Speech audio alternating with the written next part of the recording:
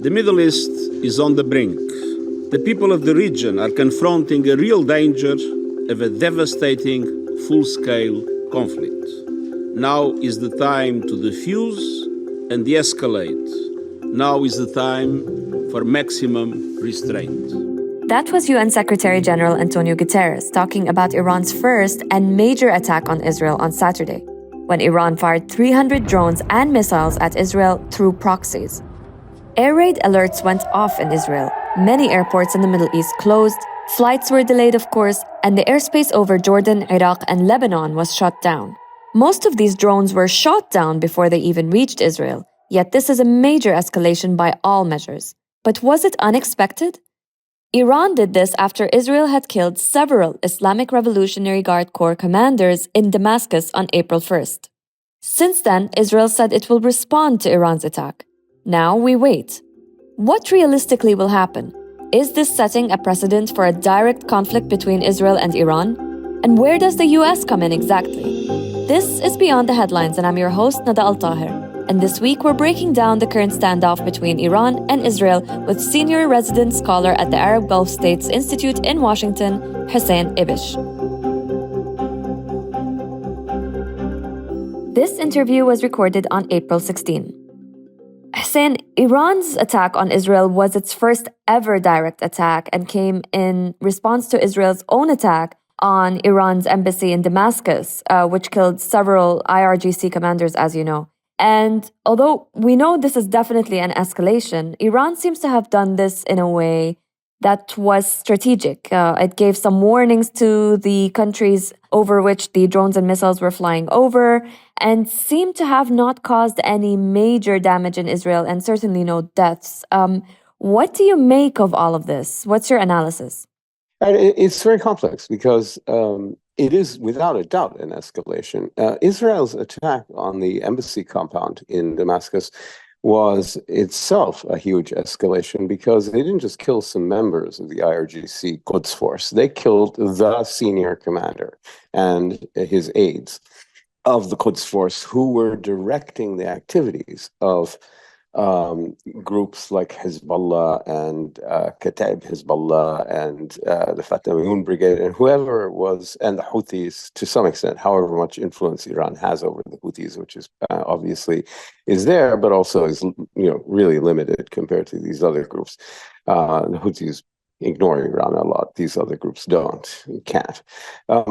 This was sort of the command center for Iran's involvement and the involvement of Iran's network in trying to help Hamas fend off the Israelis in Gaza, and maybe even more importantly, help Hezbollah prepare for a potential and indeed threatened Israeli attack on Lebanon, a major offensive that Israel keeps talking about in the later in the spring or in the early summer. And, either they are really preparing for that or they're doing a fantastic job of pretending to prepare for that. So I think the Iranians just felt that this was too much, that it's sort of, tantamount to the assassination of Qasem Soleimani, and that it was really, a big blow to them, a serious blow. And that they had to strike back. So they did this unprecedented attack on Israel, which is itself a major escalation. However, you have to look at it,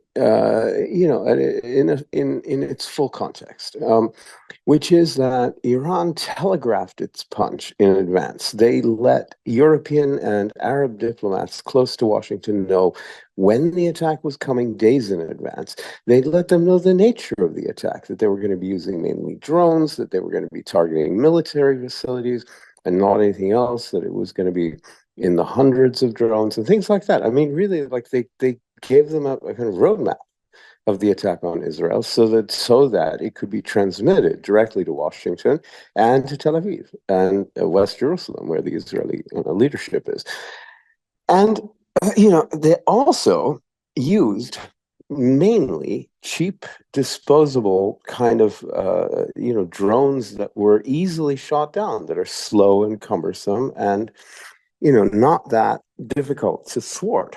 They used a few ballistic missiles and a couple of cruise missiles, but it was nothing compared to what Iran could have launched at Israel, especially if they unleashed Hezbollah with its 150,000 rocket and missiles right next to Israel, with precision guidance that are really threatening and they're kind of terrifying to the Israelis. So I think they knew that most of this could and would be thwarted, and I think they were expecting that.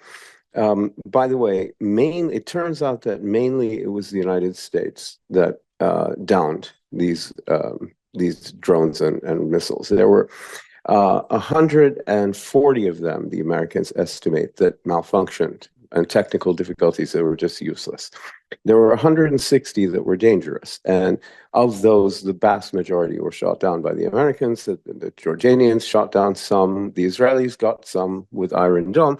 The British and the French also were involved, and possibly other regional powers. We don't know, but that mainly it was the Americans who did this. So the Israelis, who think that their missile defense was entirely successful, need to wake up and realize that the Americans were the responsible ones.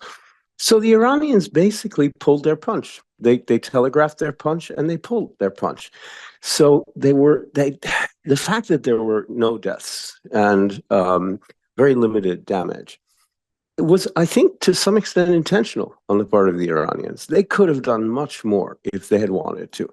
And so my sense of it is that they acted because of domestic political pressure, both from the public and from hardliners. And they wanted to be able to say, hey, stop criticizing us. We launched a direct attack on Israel. And they put on their TV images from Chile and Texas of forest fires and things, and said, hey, well, we caused all this damage, which is not true. But it's enough to restore the self-respect and pride, national morale in Iran. And that goes for Israel as well, because this attack is the exact opposite of October 7th, right? It's something that the Israelis were ready for. It was an attack that they were able to easily defeat. Their military and their technology, sort of worked this time.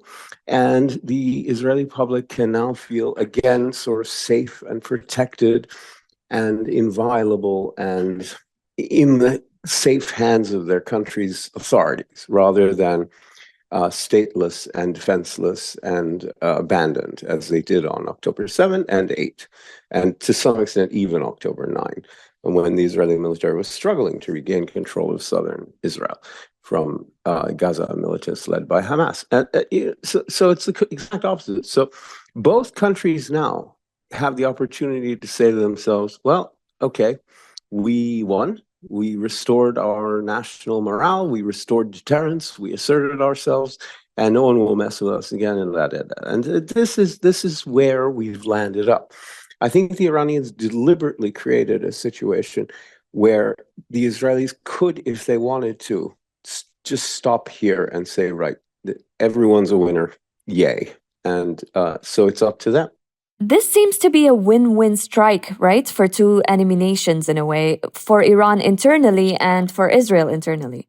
What do we expect Israel's response will be? Are we seeing something like a similar strategic strike where a message is being sent but no real physical or human toll is caused? That's a great question.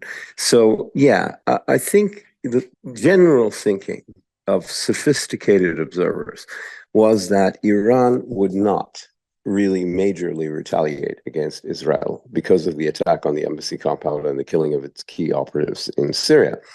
The thinking was, general thinking, my thinking as well, was that Iran believes that it has been winning strategically due to the Gaza war, that they have suffered very little because for them, Hamas is a kind of an on-again, off-again ally. They don't really trust Hamas because Hamas is a Muslim Brotherhood group, and they almost came to blows over Syria, and they cut ties for almost a decade after the Syrian uprising broke out. And so they're kind of on-again, off-again member of the axis of resistance, and it's really a marriage of convenience, and both sides know that. It's radically different from the way that Hezbollah and the Iraqi Hashd Shabi groups and others relate to the Iranians and the Quds Force is a much more organic alliance. It's a much more vertically integrated one.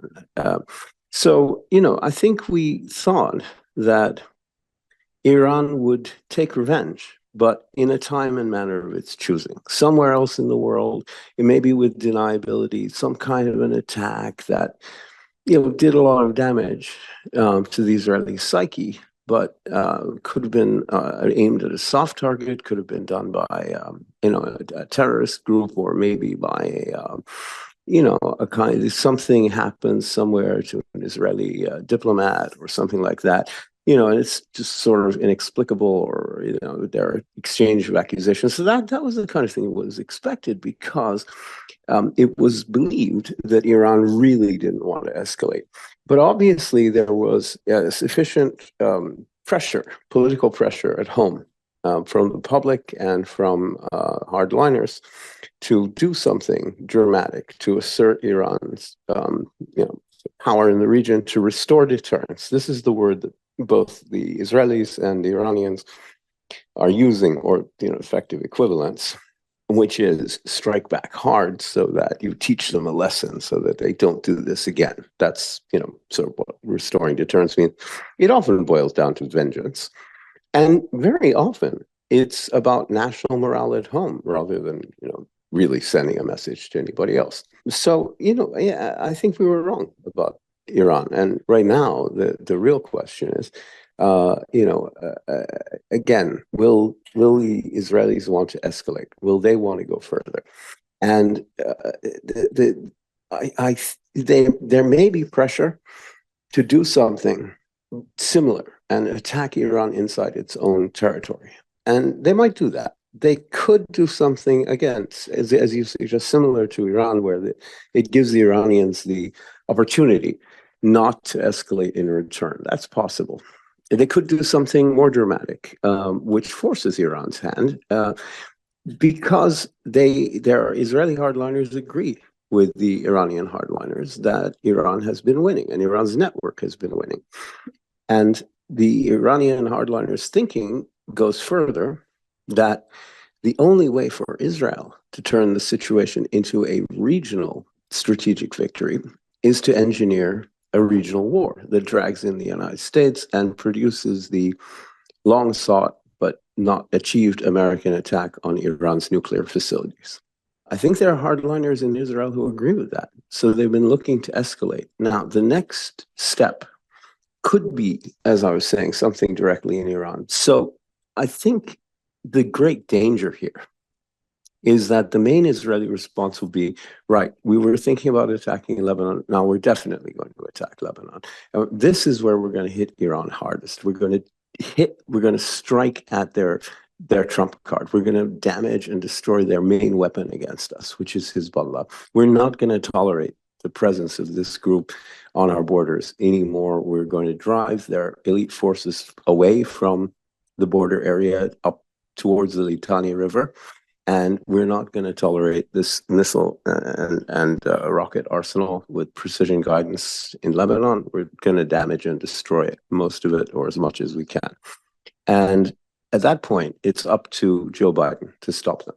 He has stopped them. They've thought about doing this and prepared for doing this several times since the October 7 attack, beginning in early October, around October 12th. The Defense Minister Yoav Gallant proposed an attack on Lebanon and discussed it seriously, and was pushing Israeli Prime Minister Netanyahu to authorize this, which he almost did. And it was stopped by Biden, who said absolutely not.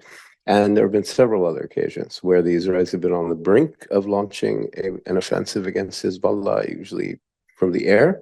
And Biden has said, nope, you're on your own. Don't do this. I don't want it. I mean, it's not like he can control the Israelis, but obviously they want American support. And if they're told in advance, you get nothing from us if you do this, and we'll be very angry with you as well, it's meaningful. So the thing is, though, this is going to be a major test of Biden's persuasiveness and leverage over Israel. And we'll see if he can do it, because I don't think at this point there's much else that can stop the Israelis unless they're bluffing. but it's looking increasingly like they're not bluffing. And I think if they want to hit Iran back very hard, they won't attack in Iran. They'll attack Iran's major weapon in Lebanon. Hussein, you touched upon this in your previous answer, but I want to talk about it more specifically, primarily the U.S. role in all of this. A few weeks ago, the U.S. had actually vetoed a UN resolution calling for a ceasefire in Gaza. Then it abstained from the vote, causing it to pass. And then it warned Israel against launching an operation in Rafah. And after that, we saw the U.S. actually downing the drones and missiles that Iran fired at Israel. But more recently, the U.S. said that it's not going to be assisting Israel in a direct attack on Iran. So what's happening there? So what's happening is that the American policy on the post-October 7 crisis, or set of crises, is a better way of putting it, in the region, and the war in Gaza in particular, has been a policy of conflict containment. In other words, the policy has been to do everything to ensure that the war doesn't spread, because the conviction has been that whatever happens in Gaza can be managed strategically from an American perspective, that as long as the war doesn't spread to the West Bank and East Jerusalem or somewhere else, or especially into Lebanon, to bring in Hezbollah, which can then drag in Iran and the United States and just turn into a major regional conflagration, that the Americans definitely do not want. Whatever the Israelis think, well, even if Israeli hawks want it, there's virtually no one in Washington. I mean, only some real fanatics, but certainly for American strategic interests, it is absolutely unacceptable. So the policy has been to support Israel strongly in Gaza, with some limits, but to support them. Partly for many reasons, but one of the reasons has been to position the United States to say no on anything further, to restrain the Israelis. It's not just a matter of restraining Iran and its network, or Hezbollah or the Hashd al-Sha'bi, or even the Houthis, who've been managed by this coalition in their maritime attacks in the Gulf of Aden and the Bab el-Mandeb Strait in the Red Sea. It's been more, I think, a matter of restraining Israel. Because the biggest threat to escalation, which is the one thing the Americans don't want, the biggest threat to expand the war in a major sustained way, to create a regional conflagration, take it to the next stage towards a regional war, the first major regional war in modern Middle Eastern history, is Israel and its threats to attack Lebanon. Because if there is a major Israeli offensive against Hezbollah, then the circumstances, it depends what happens, but it's easy to create not just one but many scenarios potentially which could drag in Iran, the United States, many other forces, and create this kind of regional wildfire, not just brush fires, but raging sort of hellfire that the Americans fear and want to prevent. That's where we are. So I think the United States is really in this weird situation where it is its main partner, its main ally, Israel, that is really threatening its policies.